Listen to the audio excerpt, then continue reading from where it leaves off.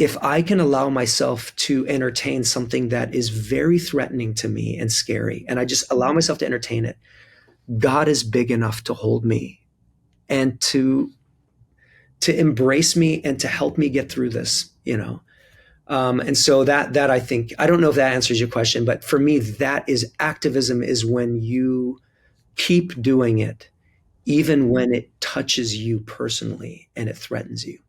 And that is, I would say, actually, that is what Jesus was calling us to do.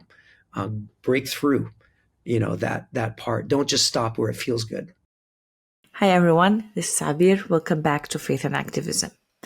As we continue to explore the many ways faith inspires people to take action for justice, today's episode invites us into the spiritual and theological leadership of a Palestinian Christian voice navigating ministry in the U.S.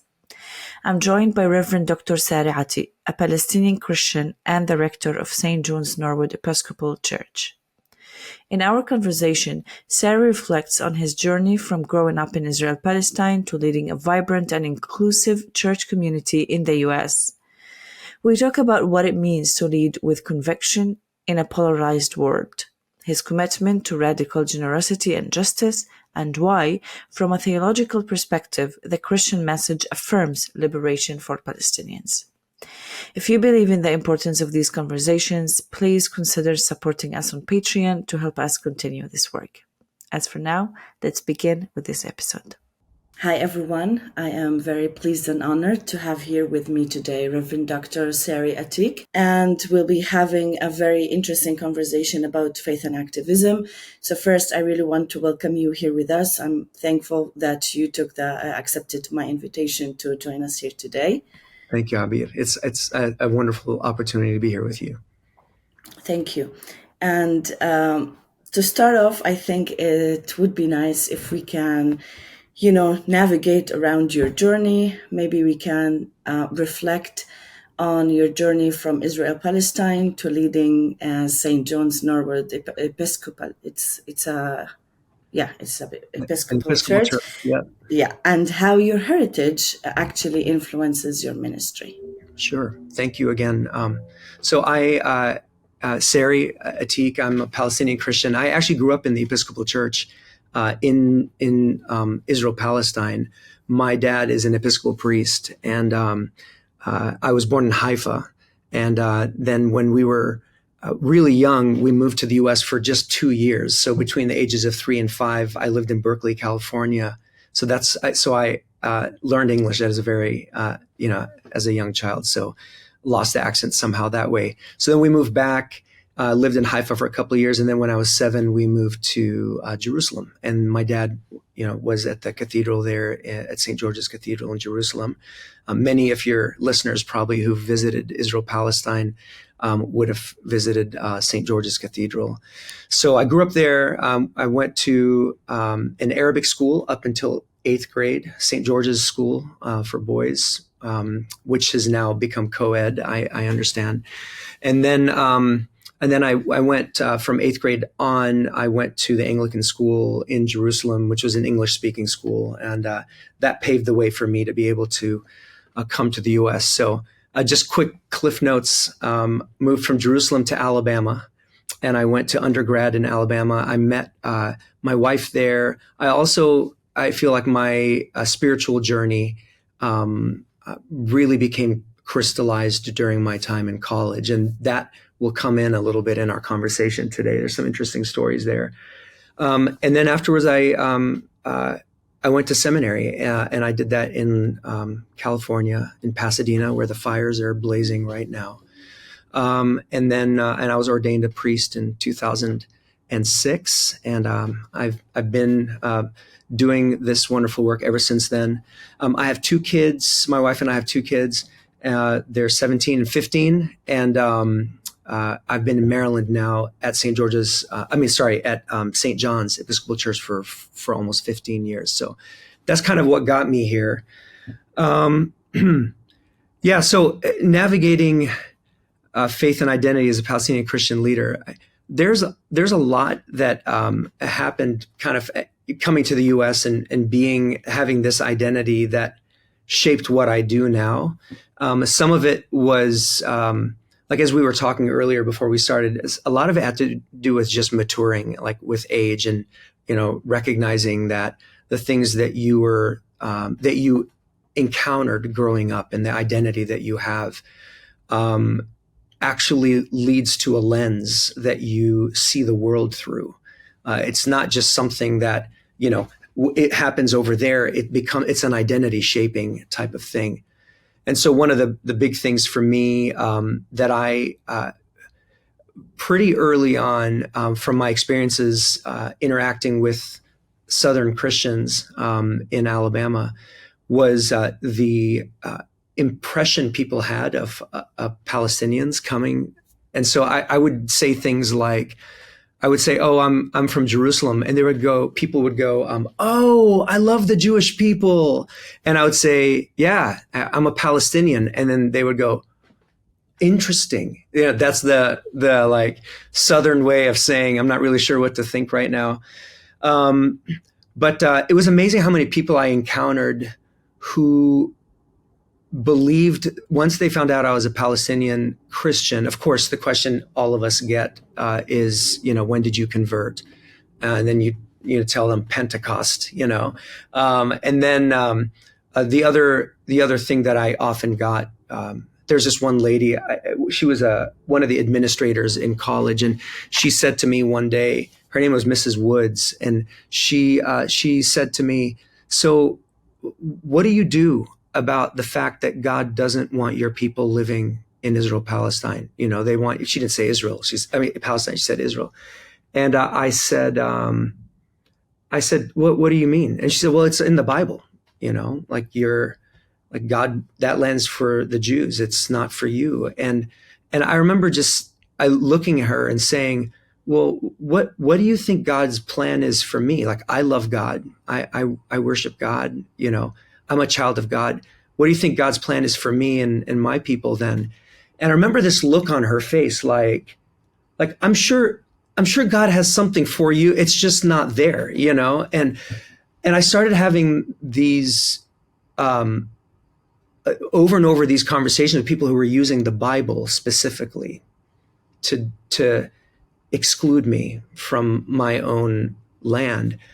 And it was very formative because I eventually got to a place where I was really, really clear. I will never, ever use the Bible to oppress or marginalize anyone. And that became a lens. And so there are all kinds of issues, of course, that the Bible is used, to say, like, this is right, this isn't right, like in terms of how people live or all this. And I just have this major commitment. You will never hear me from the pulpit use the Bible to oppress anyone. So that translates into everything that I do. It translates into human sexuality. It translates into, of course, when we talk about gender issues, when we talk about land issues, the Bible is, for us, is a tool, especially through the lens of Jesus. It's a tool for liberation. And so that is, I think, one of the big ways that my identity has shaped what I do and how I lead. So anyway, feel free to pick apart any part of that. Yeah, I was just thinking that it's amazing, and it's also part of being mature and learning also from your experience. But I believe it's also not like that for everyone, and I know of many people who gave up on their Palestinian identity or on their belief in the church, which Yes. can be two sides of the story because of these comments. Yes. And now as a pastor who's gone also through all of that, what do you think, like, we can suggest for the younger generation who's also having this identity crisis, if I may say? Yeah, that's a great question. So I'll start by saying the church has done a lot of harm, and historically. And also, I know that your podcast has highlighted such things like Christian Zionism that affects our people tremendously. So I'm someone who steps back and looks at the church and doesn't say, yeah, the church is the answer. I actually think that the church could use a lot of humility when it comes to the kinds of things that we've done. And you don't even have to look that far back into history, but just even as, you look at like all the colonization that happened in the name of God, then you look at the establishment for a lot of people supporting the establishment of the state of Israel. Again, looking for biblical prophecy there. You look at how women, even till today, are oppressed. Like you can't be a priest, because it's in the Bible, or you can't be who you are in your own identity. That's wrong, and all this. So there's a lot of people who've been hurt, and I think that for Palestinians also to see the church so aligned with the West, and to see how especially America continues to support Israel today. So what I would say is the church has gotten a lot wrong. And I would say to people who are disaffected from the church, I would say that I believe God is equally disgusted by those parts of, using God's name to do these kinds of things. And that's where I hope some of our talk today will go, because I really do believe that when you listen to Jesus, that what you will hear is a very, very different message. And actually, if Jesus was here today, he would be someone that people who feel disaffected, from the church, they would go, but this is a refreshing voice. And ironically, the church would probably crucify Jesus again, So I do think that there are a lot of Christians who are on the right path when it comes to justice and seeing the world as Christ saw it. And none of us are perfect, but sadly there are a lot of voices out there that are not reflecting, Christ, and we have to love them too. Like no question about that. If you think the work we're doing here at Across the Divide is important, and the conversations we're having are necessary, then I invite you to consider becoming a patron of the podcast, a monthly supporter of Across the Divide on patreon.com/Across the Divide. You can support us for as little as $5 a month and get access to various kinds of premium content like extended episode conversations, merch options, and the ability to have conversations with us and other Patreon supporters. You could also join us at frequent private meetings where we discuss previous episodes and plan for future conversations together on the podcast. So join the small and beautiful community of Across the Divide by signing up on patreon.com/Across the Divide. This was actually one of the reasons we decided to start also this Faith and Activism series, simply because activism can also be understood in so many different ways. And at the same time, still today, so many Christians understand seeking truth and justice and being active and, doing things different from others. Mm-hmm. So here, it just brings me to the whole idea of social justice. And we hear today, especially, in the midst of the war that's still ongoing in Gaza and everything that it's still happening around the world, we still hear people, saying that church people or Christians are the least active in anything about humane issues, humanitarian stuff. And it's usually the people who are non-believers are the ones who are taking the front lines. And this is something we hear all the time. But we also, as being part of a church, of a congregation, of, people around us from our circles, we know that that's not exactly true. But the thing is, how do we actually do that? And how do we use that? So if you want to talk about, maybe your efforts, and I know that you're very active in that. So if we can discuss your efforts to foster inclusivity, to engage in social justice initiatives, beyond the church walls, mm-hmm. Including your emphasis on radical generosity, but also things that you would encourage people in your church to do without actually, imposing your theology or your ideas. Thank you.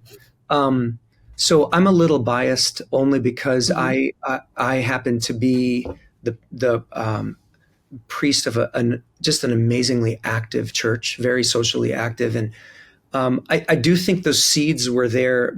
And I remember when I was interviewing for this position, in the search committee, someone said to me, he said, we've been for a long time trying to figure out who we are, especially when we're transitioning between clergy. And in America, it oftentimes takes like a year or two to get the next clergy person.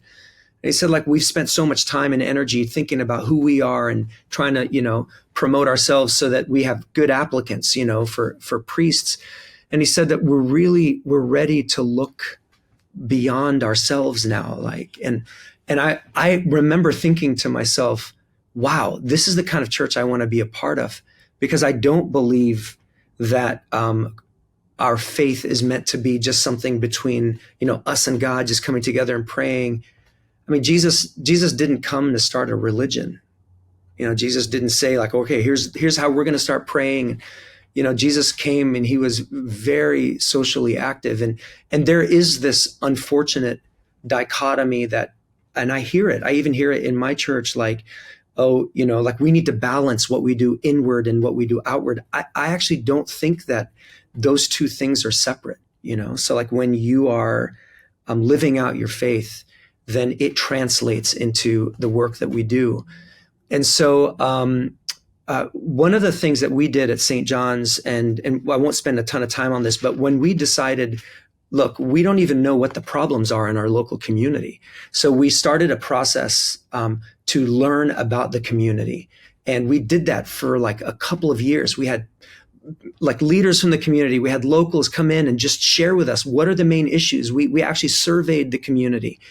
And then we listened and we started looking at that. And we came from this perspective where Friedrich Buechner has this quote where he says that your calling in life is that intersection between the world's deep need and your deep gladness. So what you do well, naturally, and where the world has a greatest need, when you find that intersection, that is where you find your calling. And so we did that process and we started thinking about what we have to offer as a community. And so that really launched us on this path of being outward facing, an outward facing community.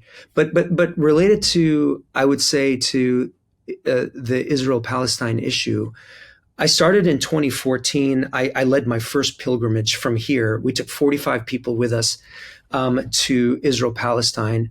We had, of course, a Palestinian tour leader, which is, if your listeners are hearing this, I would say like big emphasis.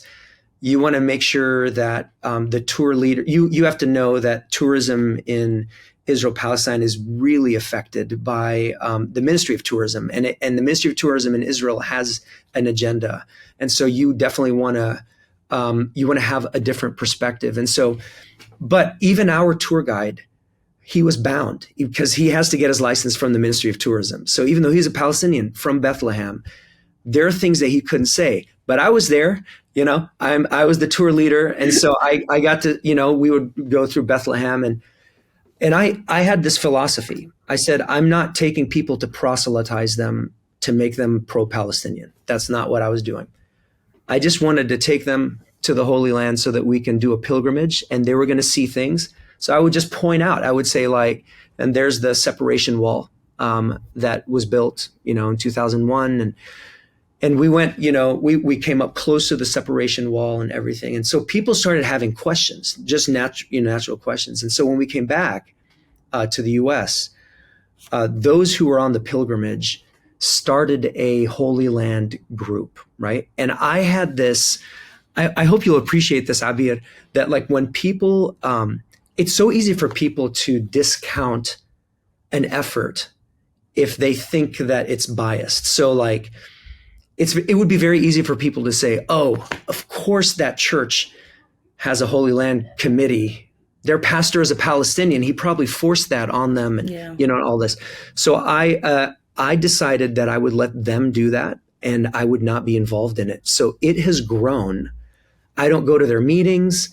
I don't tell them what to do or what not to do. No. They just do it so that I can say, when people are like, if anybody's like, well, that's an agenda, I would say, yeah, I actually have nothing to do with that committee. They do it. So I take people on pilgrimage, we visit, and they come back on fire, like just really passionate about the issue. It's strong. It's definitely strong when people, like, they did this after they saw. They went, they saw with their own eyes. Nothing was, forced on them. And this is also an appreciation of people's minds, because I really find it, undermining of others when you just go and tell them 1, 2, 3. No, you have your own, brain. You can think for yourself, but you need to see. You need to see the different narrative, not just, be in one place, listen to one person and do this or that. Oh man, one thing that's still active until today. The same. Oh yeah. Oh my gosh. Yes. There's all kinds of things that we do. One of the big ones is we support. So education is big. Like we work to educate on the Palestine-Israel conflict, right? And we try to take. We're not balanced, like in the sense of we think the situation is balanced, right? But we do believe in what you just said. When you expose people to what's actually happening, they make up their own minds. And so we expose people. We expose them to rabbis. We expose, who say things. We expose them to, Palestinians. We bring New Story leadership in a lot, so we're very connected to them.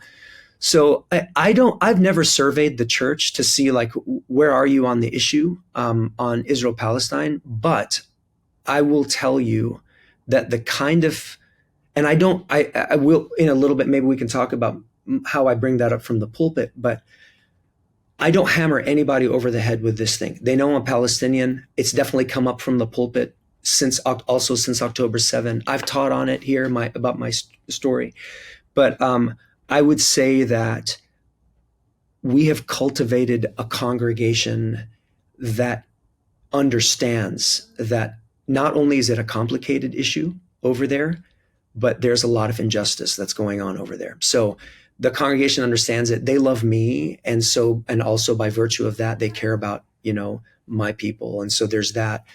But I do want to transition. You said something about radical generosity.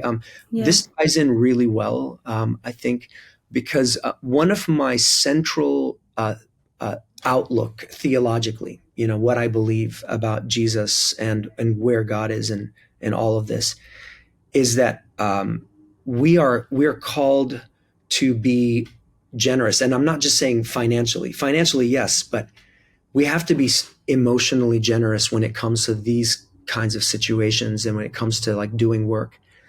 Emotional generosity is the kind that says there is room for your story and my story. So even if your story seems to negate mine, there's room for both. And that happens a lot in Israel-Palestine. I know that when I hear Israelis speak about what's happening, I know that there are some who are actually agenda driven and they're Zionists and they're telling the world whatever they want the world to know so that they could do what they want to do. There's those. But then there's a lot of people just like you and me who they actually believe, because of the way they've been indoctrinated and educated, they actually believe that they're victims in this situation. And I have to be able to listen to that story.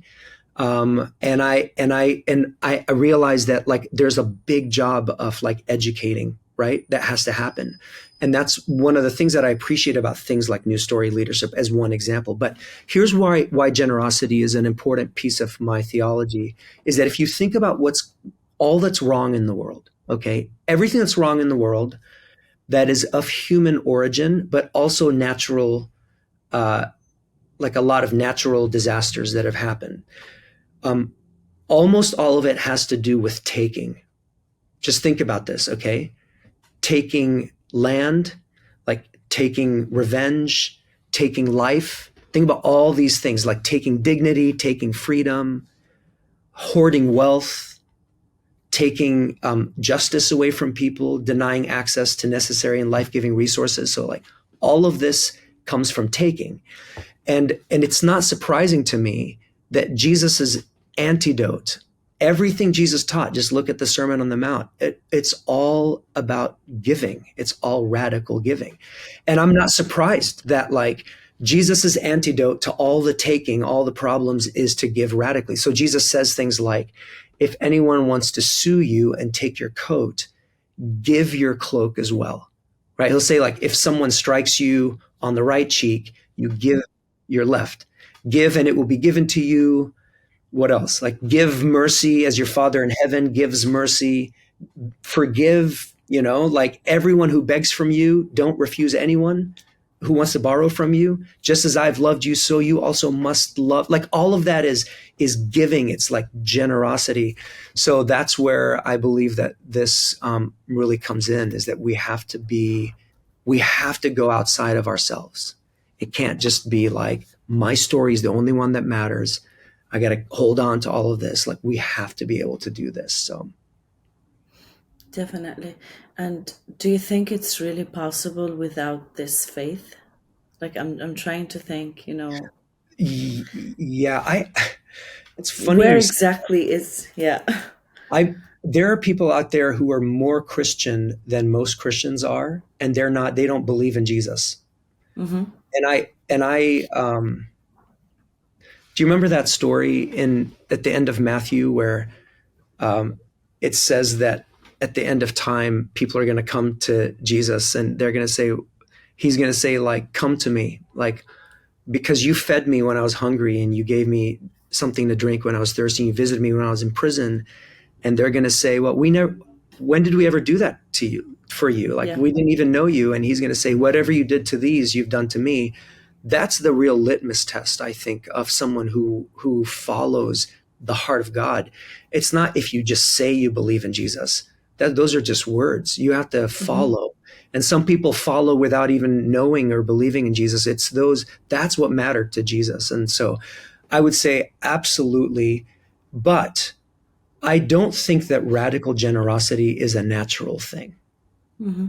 I think that it feels good when you do it. And like when you help someone out who's struggling financially, or you help an old lady cross the street, there's something that feels really good because it's pro-social, right? Yeah. But I think that to have a practice of radical generosity, like I am going to listen to your story, and just because I can understand your story without condoning it. I don't have to say that just because I understand your story that I agree with it, but I can let your story and my story exist together. And that's what I oftentimes say to people. Like when I talk to them, I say, when I share the Palestinian kind of upbringing and the story about the conflict there, I say to them, look, I don't feel like you have to choose which story to go with, because the minute you do that, that's the minute you become a part of the problem. What we need are more people who are able to hold two stories. Then you start to understand why the situation is so messy over there, Definitely.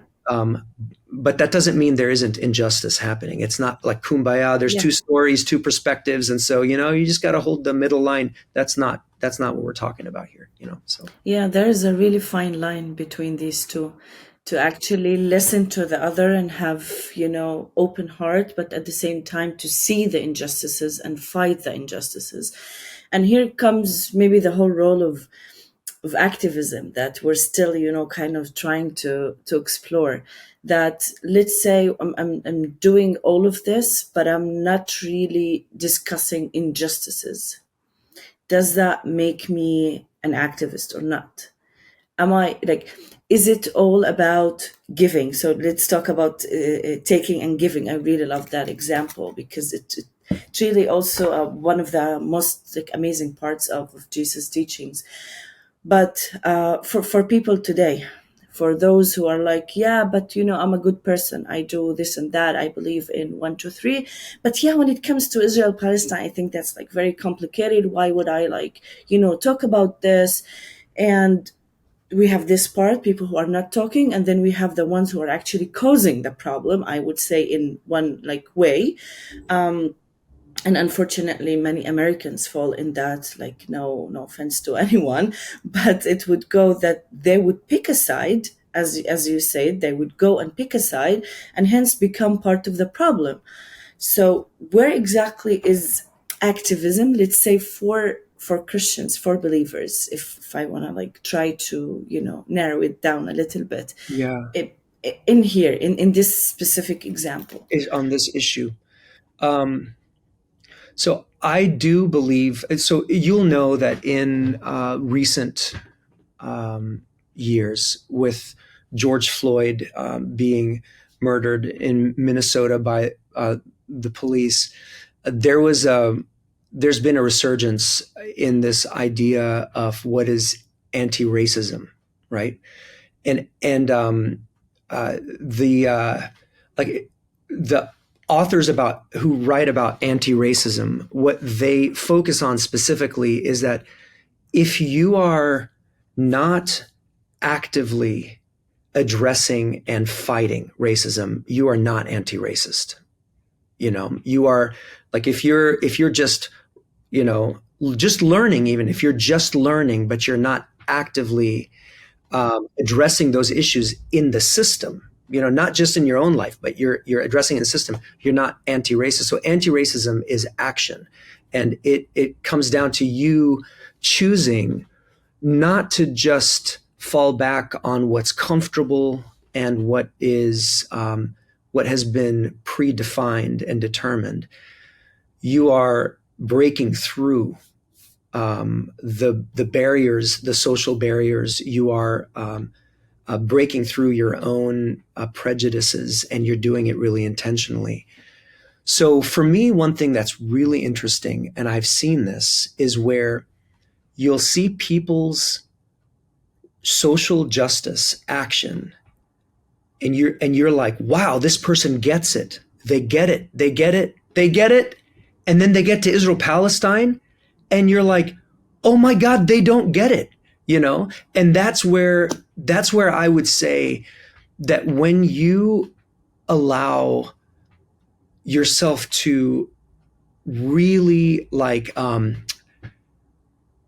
if you allow yourself to question everything, truly question everything, and you allow yourself to see where power exists and where it doesn't exist, and you say, I am going to honor the paradigm that I have, even when it affects me and my privilege.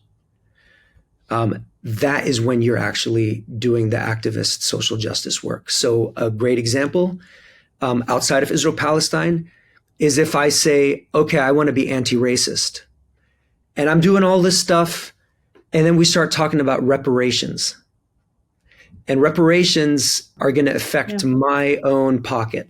And I say, but I don't think reparations is the way to go.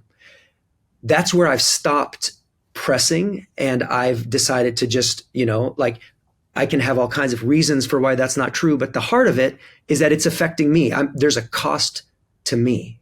And so I think that, and I say this to my Jewish brothers and sisters, and I don't even we're going to get to that today, but I'm in Bethesda, Chevy Chase. It's there's so many Jewish people here as well, and I've got relationships. But when your social justice gets to a point, and you're like, but with Israel Palestine, it's Israel is oppressed, and the Palestinians are the ones who are oppressing, and you're looking at it objectively, and you're like, how do you come to that conclusion?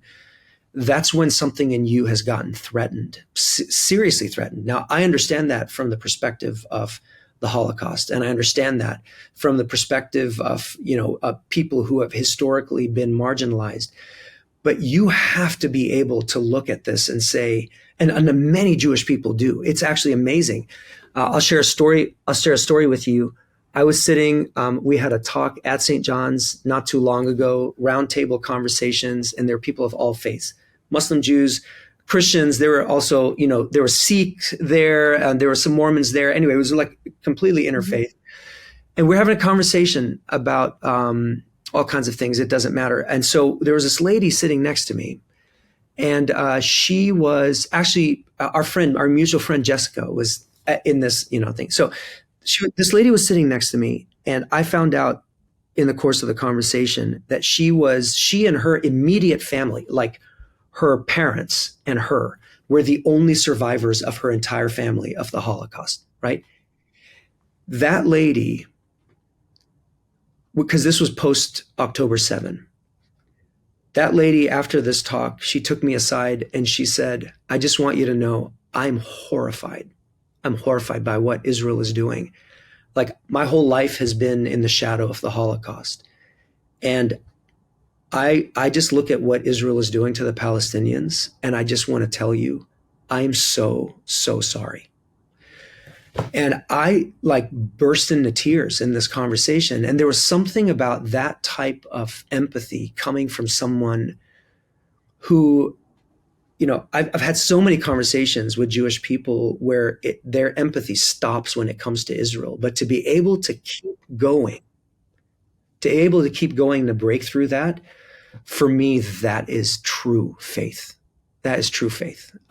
Because what you believe is that if I can allow myself to entertain something that is very threatening to me and scary, and I just allow myself to entertain it, God is big enough to hold me and to embrace me and to help me get through this, And so that I think, I don't know if that answers your question, but for me, that is activism, is when you keep doing it, even when it touches you personally and it threatens you. And that is, I would say, actually, that is what Jesus was calling us to do. Break through, that part. Don't just stop where it feels good. This episode is supported by Peace Catalyst International. Across the Divide has joined forces with Peace Catalyst International to amplify the pursuit of peace and explore the vital intersection of Christian faith and social justice in Palestine, Israel. Both Peace Catalyst and Across the Divide are committed to supporting Christians worldwide to move beyond apathy and into active solidarity, working together for a holistic and just peace for everyone in the land. By supporting this partnership, you can help elevate Palestinian voices and initiatives working for peace all over the world. Visit Peace Catalyst International's website to learn more about their work, and consider giving to them directly or supporting us through our page on the Peace Catalyst website. The link is available in the show notes. Together, we can equip Christians to begin following Jesus in this sacred and healing work for a just peace. Here, talking about especially the role of faith communities in the current situation in Israel-Palestine, which is, called conflict, crisis, whatever. I always don't find the right word, so I just call it a situation because I still can't find a word in English that would really describe what's happening. Anyway, so I would like to hear a little bit more from you, if possible, about your perspective on how faith communities in the U.S., especially, but also maybe globally, how they can support justice and peace-building efforts in what's happening now, in the general let's say context. We already discussed this a little bit, but currently, really today, we're in January 2025, and we're seeing how everything is just not ending around us. It's even getting worse and more exhausting for everyone, and injustice is just unveiling new faces, if I may say. So how what is your perspective on how we can? Thank you. So I will say that there is, well, let me start with a personal piece here. obviously the darkest time of my life has been since October 7. And I would say that month after October 7. As a Palestinian who grew up there, and many Palestinians would identify with this, as well as, marginalized individuals and people who've experienced oppression, you develop an amazing ability to compartmentalize. I mean, just to be able to do your life, to go to work, to do things, you can separate, and I have an amazing ability to compartmentalize. Sometimes I'm like, I'm concerned about it, but in the month after October 7, I was not able to do that. It was every part of my being was affected. And I would tell you, like,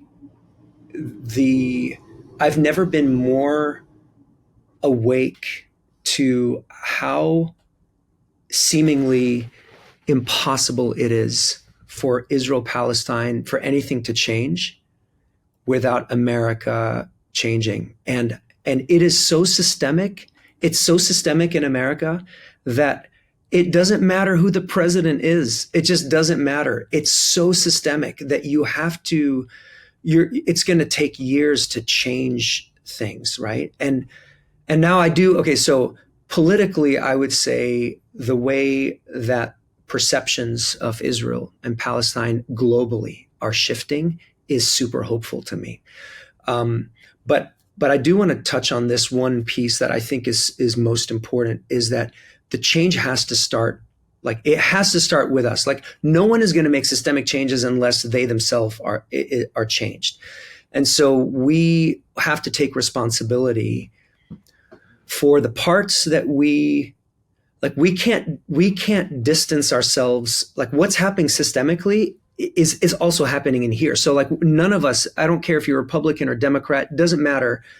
You can't look and say they're wrong and we've got it right, because whatever is at the heart of that, it started in the heart of human beings. And I would say that one of the biggest problems that we have is this idea that God is on our side. So, like, I would say, even with the election in America, people who believe that, like, they would never say it because it sounds ridiculous to say this, but of course God is with us, Democrats, and God is against them.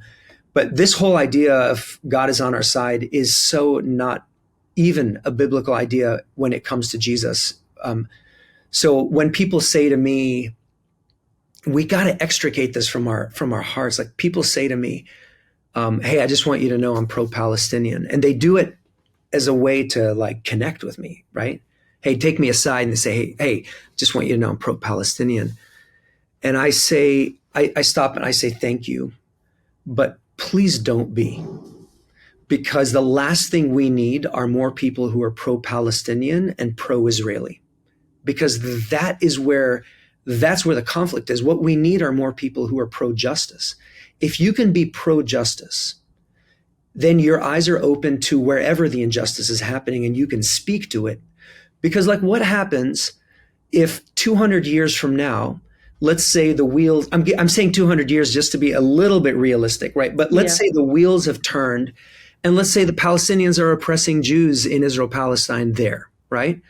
And if you're pro-Palestinian, you're not going to see that is an injustice. So if we have more people who are willing, when they listen to the news or whatever, they're not just like, oh yeah, Ukraine or Russia, Israel, Palestine, they're not doing that. They step back and they say, okay, where am I seeing power? Where is power at work? Who are the marginalized, actually marginalized? Who's got the smaller stick? Who is crying out for their voice to be heard? Sometimes what you'll see is those things aren't just in one group. It's like, it could be subgroups, it could be much messier. But if the world up to now had actually been pro-justice and not just pro this group, pro that group, I don't think we'd have many of the conflicts that we have in our world today. So that's where I would say it has to start, because there are people on Capitol Hill who really believe God is on our side. And I would tell you, if you here in this room believe God is on your side, you're doing the same thing, So God is not on our side. God is on the side of justice, and that's what God calls us to do. And then the most important thing I want to say is that biblically, justice isn't an end in and of itself. So oftentimes when we think of justice, we think like justice is the end, right? You're fair. You're being fair. That's what justice is. But in the Bible, justice is not an end. It's a means to an end. There's an objective for justice. The means is justice. The end is what we would call salam or shalom. In this word shalom in the Hebrew scriptures, salam in Arabic, Jesus, I think, talked about it as the kingdom of God. It's this vision for humanity being in right relationship with each other. There's harmony, there's flourishing. There's women can go out to walk at night and not be afraid of, what some strange man is going to do. Like people can express their sexuality, their human sexuality, God-given sexuality in ways that are not like feeling like others are going to condemn them or judge them for it. It's like that is salam, and justice is what helps get to salam, right? To shalom. And so then you start asking the question, not like what is justice? Because like pure justice, for example, if someone hurts someone else, pure justice might be, okay, lock them up forever, right? Pure justice. Take their life, capital punishment, that's pure justice. But if you're asking the question, what leads to salam, to shalom, then you realize that maybe justice isn't just locking the person up for life. Maybe there's some type of rehabilitation that helps this person, or there are ways of helping to redeem the situation so that it's not pure, because justice is not the end. The end is us being in relationship. It's shalom, and it's all of this. So that's where I would say that we have to somehow come to a different understanding. So I would say to Palestinians today, I would say to us that even in our pursuit of justice, there has to be room. At the end of the day, there has to be a vision for relationship between Palestinians and Jews. Now, I'm not asking you to be superhuman. If you've been injured, as we have, it's going to take years.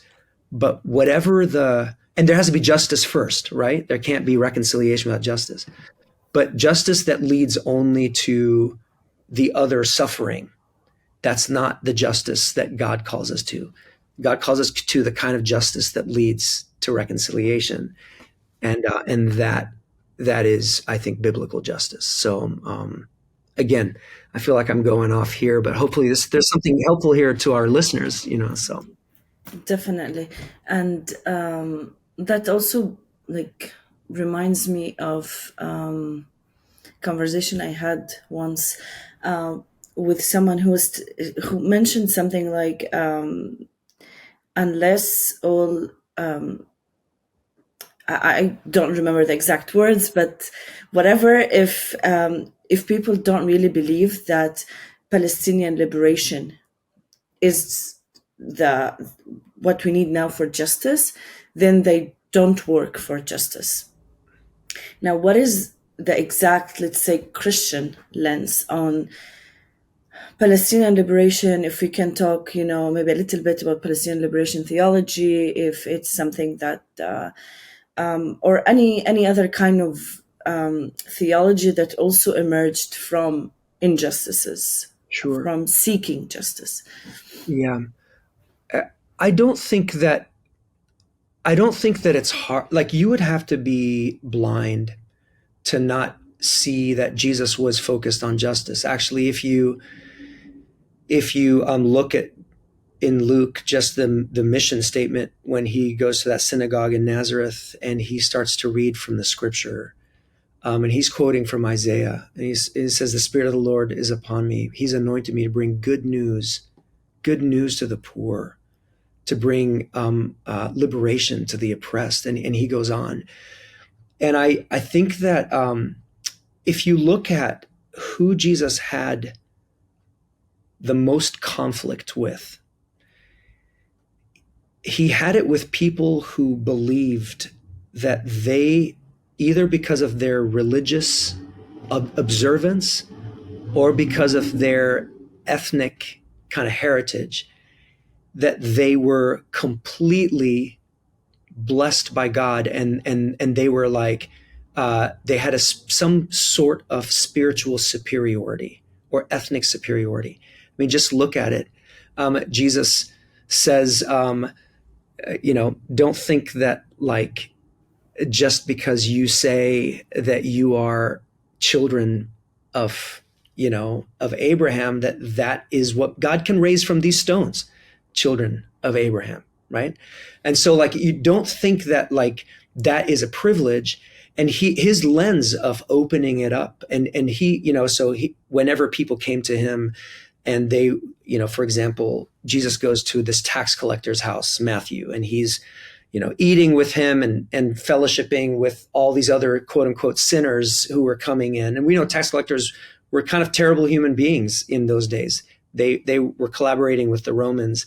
They were over collecting from their people, their own people. And so you had these religious leaders who came in and they said, why are you hanging out with these sinners? And Jesus says to them, he says, like, go and learn what this means.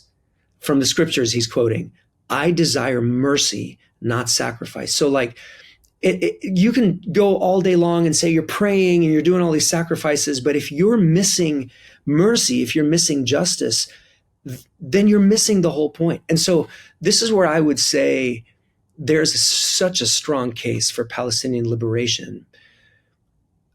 I don't believe that there is no room for Jews in Israel, Palestine. I don't believe that. I don't believe that that all Jews should leave and it should just be Palestinian land. The reason I don't believe that is because you have gotten to a place now where you have people whose history and whose stories and whose families exist here. This is their home. Now, how you got here is messy, but you have people living here who call it home. And so what I think God is calling all of us to is to figure out a way for there to be mercy and justice for all people who live here. It's not just for one people. And so I think God absolutely opposes people who think that God supports one group over another group in Israel, Palestine. Serious opposition. Now, if you're like, well, then how come it seems that God is blessing, more and more land being taken by Israel, And I would say to you, what are you telling me that that everything that happens in the world, God is blessed? So would you say that when someone rapes someone else and they get away with it, that God must have blessed them because they got away with it somehow? No, there are terrible things that happen, and we don't understand why God is often silent on those kinds of things. But what we do know, there's no question about it, is that we are called to work for mercy and for justice. We know that. And so absolutely unequivocally, God cares about Palestinians. God cares about Palestinian human rights. They are humans. God loves Palestinian people. And God sees the suffering of people who have been driven from their homes. God sees that. And God does not turn a blind eye to those kinds of things. And so this is where I would say, maybe in Christian Zionism, you want to believe that God has decided to turn a blind eye against the suffering of certain people. And maybe you can find scripture in the Hebrew scriptures to support that, even though I don't think that in general, the Hebrew scriptures supports that kind of stuff. But I will tell you, if you are a follower of Jesus Christ, there is no room in your theology unless you do what many Christian Zionists do, and they completely separate the message of Jesus from anything that's happening to Israel. And they say, oh, that doesn't apply there. That applies only to a different dispensation, And I don't think that is that's faithful. That's a total cop-out. So, and I would just say to your audience that if you are interested in Palestinian liberation theology, there's no better source than Sabeel. Sabeel, Sabeel, Ecumenical Center for Liberation Theology. based in Jerusalem, but then there's Friends of Sabeel, and their whole work is dedicated to Palestinian liberation theology. And so that is explored biblically and expounded on in so many ways. And so I encourage your listeners to check that out. Thank you. Thank you. I will also add the link to the show notes to make it easier for everyone to access their website. I think this last part was really so encouraging. It's also a good spot to end this part of the conversation, but it's very interesting, encouraging. So as for now, I want to thank you really for this very inspiring conversation, and thank you for having me. Thanks for tuning in to this episode of Across the Divide. We are so grateful for your support and interest. The hosts of this podcast are Daniel Bannoura, Jennifer Madrand, and myself, Abeer Shhali. Salim Anfous is our producer. Our theme music is composed by Charlie Rishmawi. To help sustain the work of this podcast, please consider becoming a financial supporter of Across the Divide. Any donation amount makes a difference, and with a donation of as little as $5 a month, you will gain access to exclusive supporter-only content. Go to patreon.com/acrossthedivide to learn more and donate. For any feedback or suggestions, connect with us on Instagram at Across the Divide Podcast. Until next time, stay curious, stay passionate, stay engaged, and join us again on Across the Divide.